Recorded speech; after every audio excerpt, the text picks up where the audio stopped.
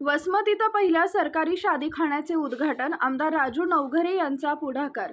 2 कोटींचा प्रकल्प जुम्मा पेठ परिसरात उभारणी, मध्यमवर्गीयांसाठी सुलभ दरात सुविधा। हिंगोली जिल्ह्यातील वसमत शहरात पहिल्या सरकारी शादीखान्याची उभारणी करण्यात आली असून या प्रकल्पामुळे मुस्लिम समाजातील नागरिकांना मोठा दिलासा मिळणार आहे। वसमत विधानसभा क्षेत्राचे आमदार राजू भैया नवघरे यांच्या प्रयत्नातून हा प्रकल्प साकार झालाय। जुम्मा शेठ परिसरात उभारण्यात आलेल्या या शादीखान्याचं उद्घाटन 1 मे 2026 रोजी सायंकाळी 6:30 वाजता आमदार राजू नवघरे यांच्या हस्ते होणार आहे। सुमारे 2 कोटी रुपयांच्या खर्चातून हा प्रकल्प उभारण्यात आल्याची माहिती आहे। या शादीखान्यात सुलभ दरानं उत्तम सुविधा उपलब्ध होणार असल्यामुळे मध्यमवर्गीय कुटुंबियांना कमी खर्चात विवाह सोहळे पार पाडणं शक्य होणार आहे।